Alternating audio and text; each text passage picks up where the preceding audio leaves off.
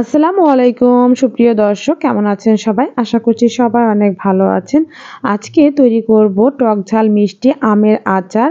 আর এখন তো কাঁচা আমেরই সিজন। আপনারা এইভাবে এই আচারটা তৈরি করে সারা বছর সংরক্ষণ করতে পারবেন। আর এইভাবে আচারটা তৈরি করলে কিন্তু খুবই টেস্টি হয়, খুবই মজার, সবাই খুবই পছন্দ করবে। যে কোনো খিচুড়ি বা এমনিতেও আপনারা খেতে পারবেন, খুবই টেস্টি। আশা করছি আজকের রেসিপিটা আপনাদের খুবই ভালো লাগবে।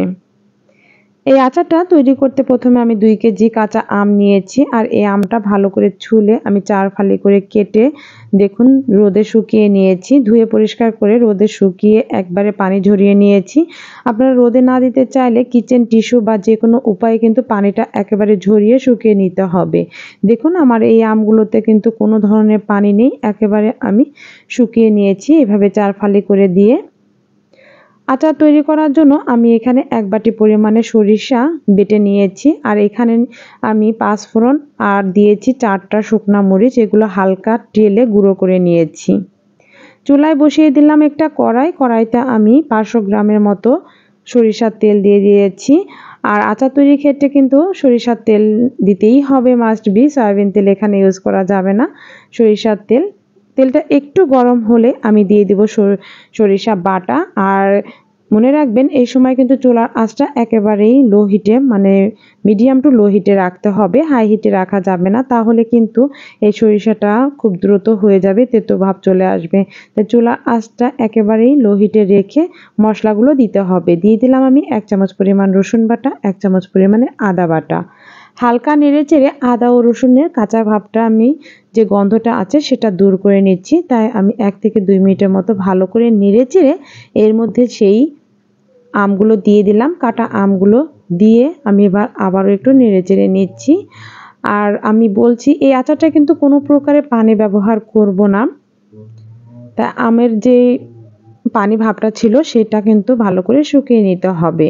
এতে করে আচারটা অনেক দিন পর্যন্ত সংরক্ষণ করা যাবে, কিছুই হবে না, আর খেতেও অনেকটা ভালো লাগবে, নেতিয়েও যাবে না আচার তৈরি করার সময়। হালকা নেড়েচেড়ে এখন এর মধ্যে দিয়ে দেব আমি 2 কাপ পরিমাণে চিনি। আজকে যেহেতু আমি টক ঝাল মিষ্টি আমের আচার তৈরি করছি, সেক্ষেত্রে আমি চিনির পরিমাণটা দিয়ে দিলাম 2 কাপ। আর এখানে ঝালটাও অ্যাড করব। আর আমের তো টক আছেই, তবে আপনাদের পরিমাণ অনুযায়ী মিষ্টিটা অ্যাড করতে পারেন।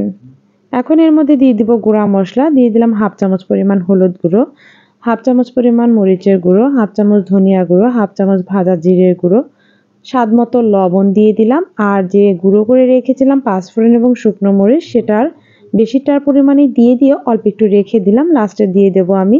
এখন ভালো করে নেড়েচেড়ে আমি এই মশলাগুলো দিয়ে আমগুলো কষিয়ে নেব।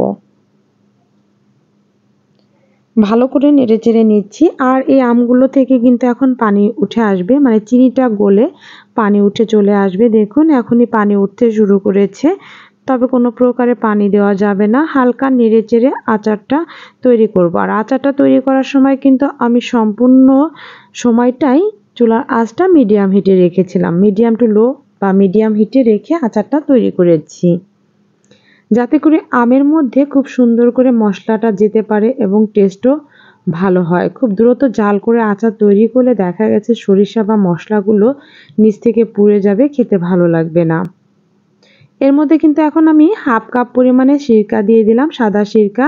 আর এই সিরকাটা দেওয়ার কারণে কিন্তু আচারটা আরও বেশি দিন ভালো থাকবে, 1 বছরের বেশিও এই আচারটা সংরক্ষণ করে খাওয়া যাবে, এজন্য সিরকাটা দিয়ে দিলাম। আর মাঝে মধ্যে আমি আলতো করে নেড়েচেড়ে দিচ্ছি। এভাবে নেড়েচেড়েই সম্পূর্ণ আচারটা আমি তৈরি করে নেব। দেখুন অনেকটা পরিমাণে পানি উঠে এসেছে, এই পানিটা কিন্তু সম্পূর্ণ শুকিয়ে তেল উঠে আসবে আমার আচারে। আমি এইভাবে নেড়েচেড়ে আচারটা তৈরি করে নিচ্ছি। যেহেতু আমগুলো আমার শুকিয়ে নিয়েছিলাম, এজন্য উপরের অংশটা অনেকটা শক্ত ছিল, এজন্য কিন্তু দেখুন আমটা গলে যাচ্ছে না। আমি আলতো করে নেড়েচেড়ে নিচ্ছি। সবশেষে কিন্তু আমি দিয়ে দিলাম সেই ভাজা গুঁড়ো যেটুকু ছিল সেইটুকু, আর 1 চামচ পরিমাণে বিট লবণ। বিট লবণটা দিলে কিন্তু যে কোনো আচারের টেস্ট কিন্তু আমার কাছে মনে হয় বহুগুণ বেড়ে যায়। এজন্য আমি চেষ্টা করি সব ধরনের আচারের মধ্যে বিট লবণটা ব্যবহার করতে। ভালো করে নেড়েচেড়ে নিচ্ছি। দেখুন এখনই কিন্তু তেল উঠতে শুরু করেছে। আচারের মধ্যে কোনো প্রকারের পানি নেই। একেবারে তেল উঠে আসছে, তার মানে কিন্তু আচারটা আমার হয়ে আসছে, বেশিক্ষণ লাগবে না। তারপরও আমি আরও 4-5 মিনিটের মতো জাল করে নেব। এই আচারটা আপনারা কাঁচের জারে সংরক্ষণ করবেন, আর মাঝে মধ্যে চাইলে একটু রোদে দিবেন, দেখবেন আচারের ঘ্রাণ বা আচারের টেস্টটা একদম পারফেক্ট থাকবে। এখন যেরকম তৈরি করবেন সেই রকমই থাকবে সারা বছর। মাঝে মধ্যে একটু রোদে দিলে এটার আবারও ফ্লেভারটা সেম হয়ে যাবে। আলতো করে নেড়েচেড়ে দিচ্ছি, দেখুন একেবারে অনেকটাই কিন্তু তেল উঠে এসেছে। আর টক ঝাল মিষ্টির কথা বলেছিলাম, এজন্য মিষ্টিও দিয়েছি, ঝালও দিয়েছি, আমের টক সব মিলিয়ে এতটা টেস্টি হয়েছে। এখন এই চুলার আঁচটা বন্ধ করে দিয়েছি আর ঠান্ডা হলে সার্ভ করে নিচ্ছি।